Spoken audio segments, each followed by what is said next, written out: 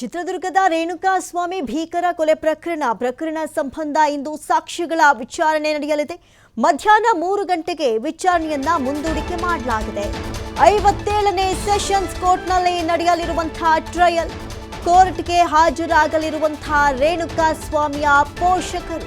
ಪ್ರಕರಣದಲ್ಲಿ ರೇಣುಕಾಸ್ವಾಮಿ ಪೋಷಕರು 7 ಮತ್ತು 8ನೇ ಸಾಕ್ಷಿಗಳಾಗಿದ್ದಾರೆ. ಈಗಾಗಲೇ ಆರೋಪಿಗಳ ಪರ ವಕೀಲರಿಂದ ಪಾಟಿ ಸವಾಲು ನಡೆದಿದೆ. ಎಸ್ಪಿಪಿ ಪ್ರಸನ್ನ ಕುಮಾರ್ 2 ಸಾಕ್ಷಿಗಳ ವಿಚಾರಣೆಯನ್ನು ನಡೆಸುವಂತಹ ಸಾಧ್ಯತೆಗಳಿದೆ. ಟ್ರಯಲ್ ಹಿನ್ನೆಲೆಯಲ್ಲಿ ಸದ್ಯಕ್ಕೆ ಜೈಲಿನಲ್ಲಿರುವಂತಹ ನಟ ದರ್ಶನ್ 7 ಆರೋಪಿಗಳು ವಿಡಿಯೋ ಕಾನ್ಫರೆನ್ಸ್ ಮೂಲಕ ವಿಚಾರಣೆಯನ್ನ ಎದುರಿಸಲಿದ್ದಾರೆ. ಉಳಿದ 10 ಮಂದಿಗೆ ಖುದ್ದಾಗಿ ಕೋರ್ಟ್ಗೆ ಹಾಜರಾಗುವಂತೆ ಸೂಚನೆಯನ್ನ ಕೊಡಲಾಗಿದೆ. ಆ ಒಂದು ಸಾಧ್ಯತೆಗಳು ದಟ್ಟವಾಗಿದೆ. ಇನ್ನು ಚಿತ್ರದುರ್ಗದ ರೇಣುಕಾಸ್ವಾಮಿ ಭೀಕರ ಕೊಲೆ ಪ್ರಕರಣ ಎಷ್ಟರ ಮಟ್ಟಿಗೆ ರಾಜ್ಯಾದ್ಯಂತ ಸುದ್ದಿ ಆಯಿತು ಅನ್ನೋದು ನಮ್ಮೆಲ್ಲರಿಗೂ ಗೊತ್ತಿದೆ. ಸದ್ಯಕ್ಕೆ ಆಗಸ್ಟ್ 14ರಂದು ದರ್ಶನ್ ಮತ್ತೆ ಪರಪ್ಪನ ಅಗ್ರಹಾರಕ್ಕೆ ತಲುಪಿದ್ದಾಯಿತು. ಈಗಾಗಲೇ 6 ತಿಂಗಳ ಸಮೀಪವಾಗ್ತಾ ಇದೆ. ದರ್ಶನ್ರನ್ನ ಮತ್ತೆ ನಾವು ಯಾವತ್ತೂ ನೋಡಿಲ್ಲ. ಅಷ್ಟರ ಮಟ್ಟಿಗೆ ಈ ಬಾರಿ ಬಿಗಿ ಬಂದೋಬಸ್ತ್ನಲ್ಲಿ ದರ್ಶನ್ರನ್ನ ಇಡಲಾಗಿದೆ. ಸದ್ಯಕ್ಕೆ ಈ ಪ್ರಕರಣ ಸಂಬಂಧ ಇವತ್ತು ಸಾಕ್ಷಿಗಳ ವಿಚಾರಣೆ ನಡೆಯಲಿದೆ. ಬಹಳಷ್ಟು ಮಹತ್ವದ ದಿನ.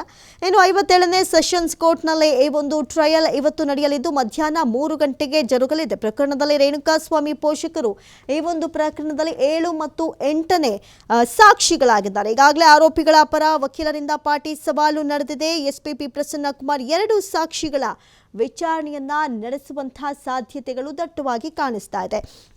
ಒಂದು ಕಡೆ ನಾವು ಗಮನಿಸೋದಾದ್ರೆ ಯಾವಾಗ ಹೈಕೋರ್ಟಿಂದ ಸುಪ್ರೀಂ ಕೋರ್ಟ್ಗೆ ಈ ಒಂದು ಕೇಸ್ ಬೇಲ್ ಅರ್ಜಿ ವಜಾವಾಯಿತೋ ಆ ಬೆನ್ನಲ್ಲೇ ಸದ್ಯಕ್ಕೆ ದರ್ಶನ್ ಆಗಸ್ಟ್ 14ರಂದು ಜೈಲು ಪಾಲಾದರು.